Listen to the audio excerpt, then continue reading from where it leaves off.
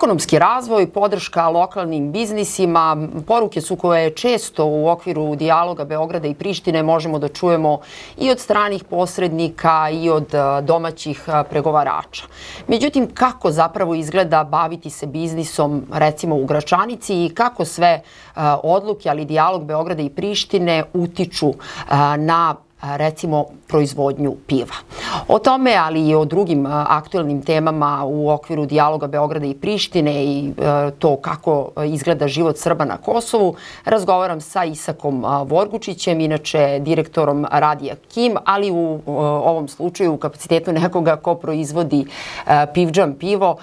Hvala Isače na izdvojenom vremenu za podcast Alternativne i zapravo baš bih od toga počela. Dakle, od jedne priče o kojoj smo neformalno pričali, vaša pivara je dobila čak i nagradu zbog jednu nagradu, ali se ispostavilo da niko nije bio ponosan ni u Beogradu ni u Prištini, pa bi počela od te priče, ali možemo da je čujemo. Da, to je zanimljivo.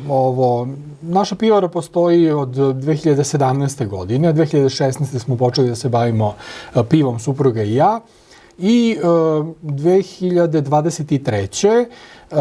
Rešili smo da pošaljemo uzorke na takmičenje u Češku Republiku. To je njihovo nacionalno takmičenje, najveće tog tipa u Češkoj. I u okviru tog takmičenja ima recimo 30-ak stilova piva. Mi smo poslali za 2 stila uzorke. Mislim, to je procedura, nije to staviš u paket pa pošalješ, nego to mora da prođe sve carine, papire, kako bih rekao, vrlo je jedna procedura koja je naporna, ali rekli smo, eto, ne ide baš najbolja prodaja na Kosovu, hajde da se takmičimo. Nismo imali neka prevelika očekivanja, međutim, i organizovali smo se da odemo tamo, da prisustvujemo i tom izricanju nagrada i čak sam učestvovao u jednom delu i u ocenjivanju jedne kategorije piva, dakle organizator me je pozvao da učestvujem kao sudija i ispostavi se na kraju da smo za jedan od stilova piva, za India Pale Ale, dobili bronzanu nagradu. To je za nas bilo iznenađenje, mi smo kao novinari odreagovali u tom trenutku, napravili fotografije, poslali redakcijama kraći tekst o tom uspehu pivare, da bi nakon toga mediji na srpskom jeziku na Kosovu svi preneli to što kolegijalno, jer smo kolege medijski, a što zbog toga što je to zaista vest. Dakle, jedna pivara sa Kosova je dobila 3. nagradu u Češkoj. Mislim, Češka je zemlja piva, to ipak nešto znači. Međutim, u Srbiji niko nije preneo tu vest zato što na nagradi piše Pivdžan Kosovo. Sad mi, s obzirom da smo slali odavde i da je to moralo da prolazi carinske procedure i da smo mi registrovani na Kosovu, naravno da piše Kosovo u okviru te nagrade. A sa druge strane, mediji na albanskom jeziku na Kosovu to nisu objavili zato što, iako piše Kosovo, to je Pivdžan, dakle to je firma kojom rukovode kosovski Srbi. Znači, za njih je bila previše srpska nagrada, a za medije u Srbiji je bila previše kosovska. I onda smo mi tu završili negde između jednog i drugog. Ja sam predosjećao da nešto tako može da se desi, ali eto, to je otprilike jedna kraća ilustracija kako izgleda realnost jednog proizvođača na Kosovu koji želi da bude uspešan. I u stvari pokazuje taj osjećaj biti između Beograda i Prištine i negde nekog neprihvatanja, tako reći, i sa jedne i sa druge strane. I koji su to problemi sa kojima se suočavate kada je u pitanju prodaja vašeg proizvoda? Gde vi možete svoje proizvode da prodate? Jer upravo činjenica da ste registrovani na Kosovu vam isto tako daje neka, odnosno stavlja vam neka ograničenja. Dakle, da se razumemo, da bi se pivo, ukoliko postoji mogućnost i opcija izvezlo za Srbiju. Srbija zahteva da je firma registrovana na Kosovu. Dakle, to ne može da prođe carinsku proceduru ukoliko firma nije registrovana na Kosovu. Međutim, ako je firma registrovana na Kosovu, onda u Srbiji nailazi na prepreke, ne, rekao bih, zakonske, nego neke proceduralne prepreke kada su u pitanju prehrambeni proizvodi i napici, pa i pivo ili vino i slično. Postoji određena procedura koja se sprovodi samo ukoliko je proizvod sa Kosova. Dakle, ako dolazi iz Južne Amerike, ta procedura ne postoji. Ali ako dolazi sa Kosova, dakle, mora da stoji na carinskom terminalu oko 20-25 dana jer je neophodno uraditi dodatne analize proizvoda, jer Srbija ne priznaje analize koje su urađene na Kosovu. To znači da se plaćaju dodatno troškovi analize koji su reda veličine 100-150 evra, nije to neki trošak, dodatno ležarina u carinskom skladištu, što ukoliko je u pitanju pivo, neophodno je da to bude i neki hladan prostor što dodatno dodaje na cenu. I sada, ako je u pitanju šleper proizvoda, možda bi to moglo da se uklopi nekakvu cenu. Ali ovdje na Kosovu imamo samo male proizvođače Srbe. I ako ja odvezem jedan kombi ili pick-up robe, to je preveliki trošak koji bi onda onaj koji bi potencijalno robu uvozio mogao da podnese, a da taj proizvod bude konkurentan na tržištu. Dakle, a s druge strane, pitanje, činjenica da to traje, opet pivo ima ograničen rok trajanja, je li tako? I ne samo to. Mislim, ne odražava se to toliko, neće se to toliko odraziti na kvalitet piva, ali onaj koji poručuje, ne poručuje danas da dobije za mjesec dana, nego poručuje danas da eventualno dobije za 4-5 dana, ajde se čekat će i nedelju dana. Ali mjesec dana neće niko da čeka kada ima narudžbinu. Niti želi da planira sad nešto unapred da bi on mogao da naruči. Bilo kako bilo, procedura je takva da Srbima koji na Kosovu žele da se bave proizvodnjom onemogućava da svoj proizvod mogu da prodaju bukvalno na jedinom tržištu gde je taj proizvod tražen, a to je u Srbiji. Jer na Kosovu Srbi proizvođači imaju problem da prodaju većinskom stanovništvu zato što postoji zazor. Pa problem je... Da li ste vi pokušavali da svoje pivo plasirate negde u Prištini, u Peći, Prizrenu i gde može na Kosovu da se pije pivčan? S obzirom da proizvodnja nije tog obima da može da pokrije celo Kosovo, mi smo se fokusirali na Prištinu i obilazio sam bukvalno sve poznatije restorane, lokale, pubove, kafiće, ali odgovor je uglavnom bio vidjet ćemo, ajde pa ćemo se javiti. Naravno, niko se tu nije javio. Postoji jedan lokal u kome se prodaje, ali je tu vlasnik stranac. Postoji još jedan ili dva lokala gde se prodaje u neuporedivo manjoj meri, to su vlasnici Albanci. Vidjet ćemo kako će to da ide nadalje. Isto u Prištini, ali tako? Isto u Prištini, ali to ne može da se računa prodajom baš. To je više onako neko razlačenje. Jer ja razumem te vlasnike. Oni možda cene kvalitetan proizvod. Oni su svesni toga da je proizvod kosovski, iako ga proizvode Srbi. On je proizveden na Kosovu, nije uvezen iz Srbije i nagrade svedoče o tome da je kvalitet tu. Oni bi možda to uzeli, ali šta će sa mušterijom koja dođe i kaže ti prodaješ pivo od Srba? To je čovjek koji hoće da dovede mušterije tu, a ne da ih odbija. I ja razumem da oni od toga zaziru. Dakle, nije problem vlasnik restorana koji neće da uzme to pivo, jer ne sme, nego je problem na najvišem nivou, dakle, državnog rukovodstva koje truje prema svojoj manjinskoj zajednici.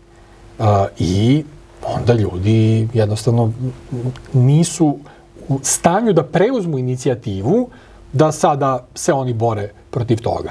Zato što sve što je srpsko na Kosovu ne valja, a u to apsolutno potpadaju i kosovski Srbi. I sad, gde još može se naći? Ako se ne varam, imalo je u Prizrenu, je li tako? Da li i dalje postoji? Postoji. U Prizrenu ima u 2 lokala.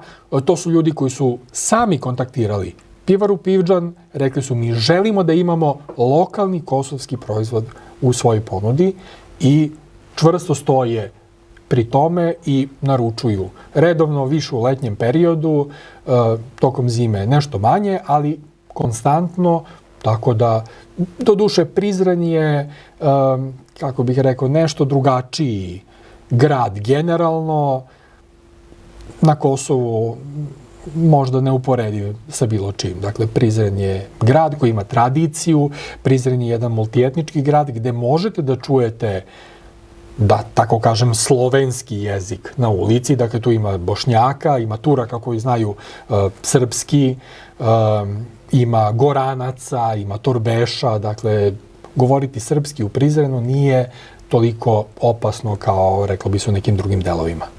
Kada je u pitanju sama proizvodnja i nabavka sirovina, odakle najčešće nabavljate? I zapravo ono što me najviše zanima jeste da li sad ove mere koje imamo na snazi, odnosno odluka Centralne banke, onda ta zabrana uvoza robe iz Srbije, da li to na bilo koji način neke od poslednjih odluka vlade Kosova utiču na nabavku sirovina za proizvodnju?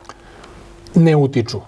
Zato što imamo iskustva da na Kosovu stvari koje se rade između Kosova i Srbije ne mogu da funkcionišu. Mi smo probali u samom početku, dakle pre 6-7 godina, da osnovne sirovine uvozimo iz Srbije. Međutim, vrlo rano su krenule te restrikcije, 100% takse, može, ne može. Drugo, prevoznici koji prevoze robu sa Kosova više naplaćuju ako je transport iz Srbije zbog tih problema, nego ako je transport recimo iz Grčke ili Slovenije. I vrlo rano smo mi odlučili da se nećemo osloniti na sirovine iz Srbije, nego da ćemo sve kompletno uvoziti iz Slovenije. Ako verujete, paleta sirovine iz Slovenije jeftinije je nabavka nego iz Srbije, prevoz, kažem, ne cena sirovina, a kvalitet je, naše sirovine su iz Belgije, Francuske, Nemačke, SAD-a, Britanije, tako da što se tiče proizvodnje piva, iz Češke takođe. Što se tiče proizvodnje piva, to je dakle vrh koji postoji i to je jedan od razloga što smo se odlučili da bude Slovenija, a ne Srbija. I sada, da se vratim negde na onaj deo plasiranja proizvoda još jednom, osim dakle tih mesta na Kosovu, svakako može se u Gračanici kupiti Pivdžan, ali na koji način onda neko ko recimo iz Beograda hoće da nabavi Pivdžan, na koji način to da uradi? Ne, za Srbiju je nemoguće, nažalost. Znate, zanimljivo je da... Ima li nekih dovijanja, nekih kreativnih rešenja? Pa ima, to su kreativne rešenja koja nisu održiva i koje ne spadaju u sferu poslovanja, nego spadaju u sferu dobrih međuljudskih odnosa gde vi učinite nekom, vam pošaljete par flašica poštom kad pređete u Srbiju i tako da, ali to, kako da kažem, to je više onako, eto, neka kurtoazija i da se ljudima učini, jer bukvalno na nedeljnom nivou nam stiže po jedan zahtev barem iz nekog lokala u Srbiji gde bi voljeli da imaju naše pivo u ponudi. Mislim, to je mnogo. Znate, to je 50 zahteva na godišnjem nivou. Mi nemamo toliku proizvodnju. Mi kada bi toliko mogli da prodamo, mi bi proizvodnju proširili. Sami. Ali hoću da kažem da interesovanje postoji. Dakle, postoji taj sentiment kod ljudi u Srbiji da je nešto proizvedeno na Kosovu, verovatno postoji i taj odnos da bi želeli da pomognu ljude koji proizvode nešto na Kosovu, a svakako da cene proizvod koji je kvalitetan i na kraju krajeva i konkurentan, ako hoćemo, za tržište Srbije, jer zalanska piva u Srbiji koštaju stvarno znatno više nego industrijska piva, što je potpuno opravdano, ali hoću da kažem, dakle, moglo bi, kada bi postojale mogućnosti i kada bi država stvorila tu mogućnost. Stvar koja je vrlo bitna da se kaže je da je država u jednom trenutku htela preko Kancelarije za Kosovo i Metohiju da napravi neku vrstu aranžmana za male proizvođače sa Kosova da svoje proizvode prodaju u jednom prodajnom lancu u Srbiji. Ja sam naravno prihvatio tu ponudu, iako sam imao prethodno iskustva da postoje barijere prilikom izvoza, rekao sam, pa dobro, ako to radi država, valjda će oni urediti da te barijere ne postoje. Naravno. I u tom slučaju je isto protekao izvoz kao i kada sam izvozio samostalno. I onda sam video da, kako bih rekao, da država to ne može da reši, što je za mene jezivo, jer, mislim, znate šta bi to značilo za male proizvođače Srbe sa Kosova, da se napravi, oni su nazvali kosovski kutak, fotografisali su se, to je objavljeno i sa bilo kim da pričate u Srbiji o tome, on će reći, ja sećam se, bilo je to. Da, bilo je samo na fotografijama. Dakle, niko od proizvođača nije uspeo da, kako bih rekao, od toga napravi neki veći posao. To bi trebalo da bude nešto, dakle, dijalog između Beograda i Prištine bi upravo trebalo, jel, da se bavi, bar deklarativno je namenjen tome da rešava ipak neke probleme građana. Da li bi je u okviru dijaloga bilo inicijative i da li uopšte vidite neko rešenje u okviru dijaloga i posebno u trenutnim okolnostima gde čini se da dijaloga više i nema, tako reći? Pa plašim se da dijalog nije služio tome što ste naveli. On bukvalno od početka, a naročito danas, služi samo da bi se jedna ili druga strana prikazale boljim od ove druge strane pred međunarodnom zajednicom. Dakle, nema tu, pa vi vidite da ti ljudi ne sede zajedno da govore. Oni sede u posebnim kancelarijama, a onda lajčak ide između sobe jedne i druge, pa razgovara s jednim, razgovara sa drugim. Pa to nije dijalog. Dakle, zbog toga i ne postoji nikakav pomak u tom dijalogu, zbog toga ja ne vidim da tu postoji njihova namera da oni nešto faktički reše, jer Priština je po svemu pokazala da ona ne želi da poboljša položaj Srba na Kosovu, pa samim tim pokazuje i da ne želi Srbe na Kosovu, dok Beograd kao da se uzdržava da stvarno pomogne Srbe na Kosovu, ne bi li to loše stanje Srba prikazao kao neuspeh međunarodne zajednice, međunarodne misije koja je došla na Kosovo i konačno Prištine koja je nesposobna da upravlja svojom manjinom. Šta bi to trebalo? Da li, recimo, ako uzmemo taj primer nekog proizvođača ili uopšte tog, sada već imamo, recimo, tu odluku o zabrani upotrebe dinara, gde se sad to predstavlja kao jedna stvar i to hoću da pitam baš iz razloga zato što ste o tome govorili, da se dotaknemo i tih nekih aktuelnih tema. Dakle, nekako se čini da se ta priča u javnosti pojednostavljuje time da je to stvar plaćanja u dinarima, evrima. U čemu je zapravo poenta? Pa, naša pivara ne posluje u dinarima.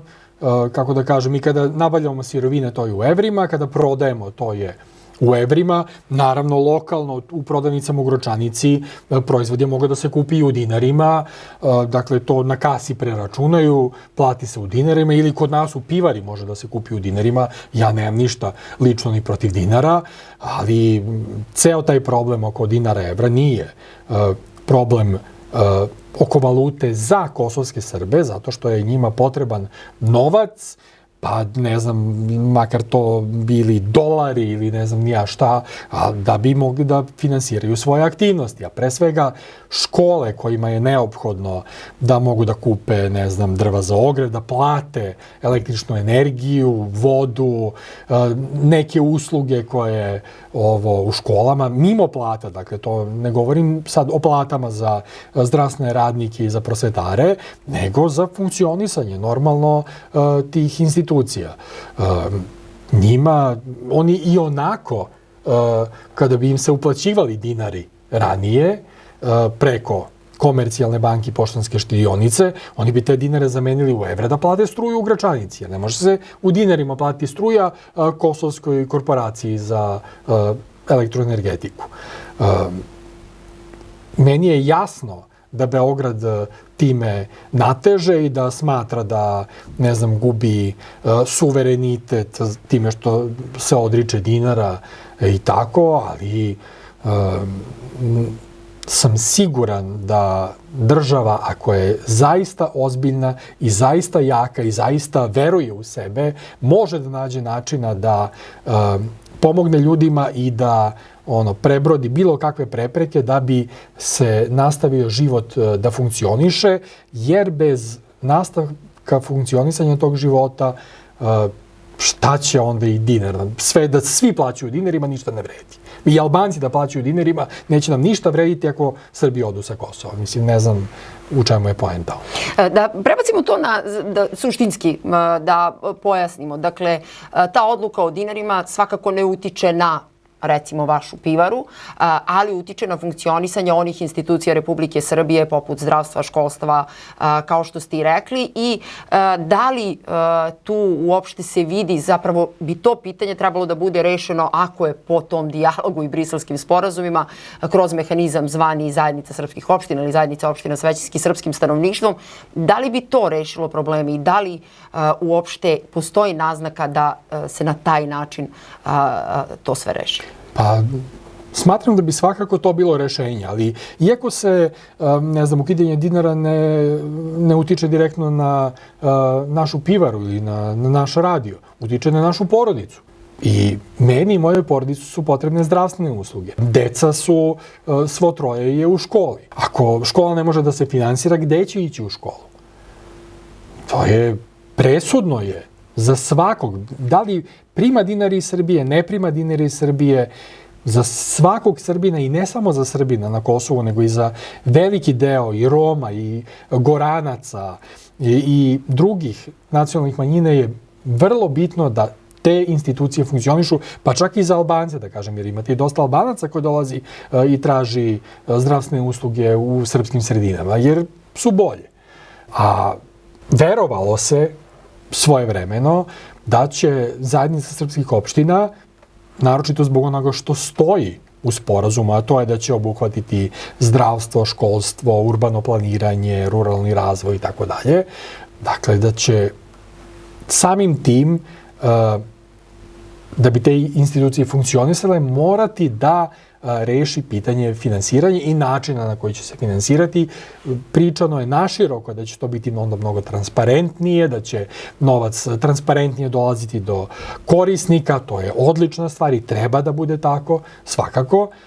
Ali da bi do svega toga došlo, mora prvo da se sedne, pa da se razgovara, pa da se odredi, a pre svega treba da postoji u nastrojenju jedan visoki nivo brige za one koji su krajnji korisnici, a to su pre svega kosovski Srbi.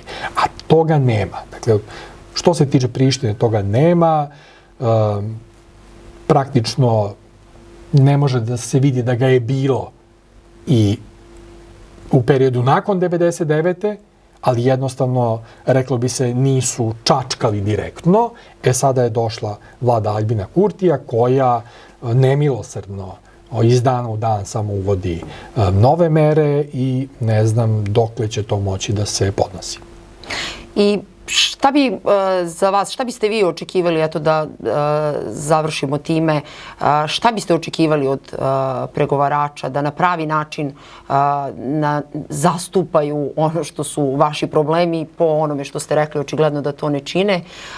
Šta bi i kako bi ti razgovori trebalo? Za početak da se razgovara, to sam razumela, ali šta biste očekivali? Jasno, ali da kažemo i bez razgovora. Evo, Aljbin Kurti je u okviru predizborne kampanje obećao mene razgovori sa Beogradom ne zanimaju. Ja ću razgovarati sa lokalnim Srbima.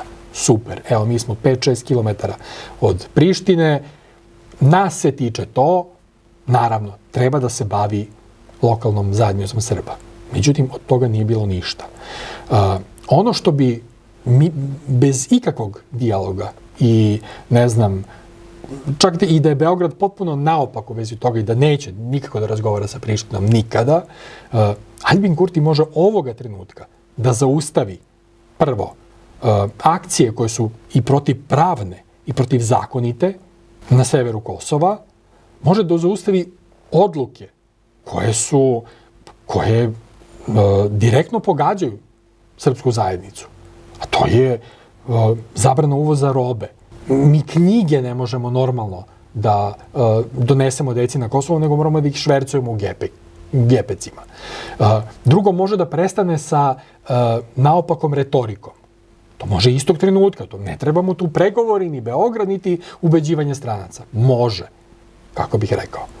Dakle, u redu je, ti imaš problem sa time što Srbija ne priznaje Kosovo i ti se za to zalaži i bori kako znaš. Ali mi smo ovde građani, silom prilika, nevoljno, ali hoćemo da živimo tu, hoćemo da ostanemo i, dakle, nemoj biti naopak prema svojim građanima.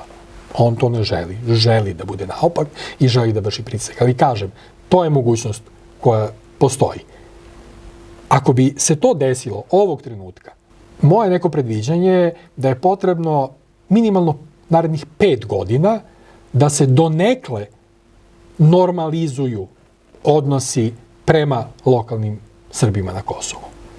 Donekle. Da u odnosu srpsko-albanski. Da ne postoji ta vrsta zazora da mi ne možemo da prodamo svoje proizvode. Jer nije to samo Pivdžan. Mislim, ne može da prodaju i druge firme koje nemaju, da kažem tako, očigledno srpsko ime u svom nazivu, nego je, recimo, vuče ka italijanskom ili vuče ka engleskom. Dakle, ali zna se ko stoji iza toga. A direktno je odnos vlasti, odnos vrha vlasti, odgovoran za to što ljudi ne smeju onda da se upuste u to. Jer njima zabrana srpske robe ne znači samo zabrana uvoza robe iz Republike Srbije na Kosovo, nego oni čitaju to kao ne sme ništa što je Srbin proizveo da se uzme. Dakle, i nije to samo u pitanju proizvodnje. Dakle, to je u pitanju i, kako bih rekao, relaksiraniji život. Da vi možete onda nakon toga da odete, da prošetate po Prištini, da ne zazirete zbog toga, da, mislim, uvek i svugde ima budala, ali ako njih podhranjuje vrh vlasti, onda to ne može da se reši, iako istovremeno pravni sistem koji očigledno ne funkcioniše ili očigledno funkcioniše tako da gleda da maltretira Srbe dodatno, ovo nije takav da ljudi mogu da se osjećaju prijatno da bilo gde mrdnu sa strane. Hvala puno na ovom razgovoru. Bio je ovo Isak Vorgučić, bio je gost podcasta Alternativne i razgovarali smo o tome kako izgleda dijalog Beograda i Prištine i odluke kosovske vlade kroz prizmu proizvodnje piva.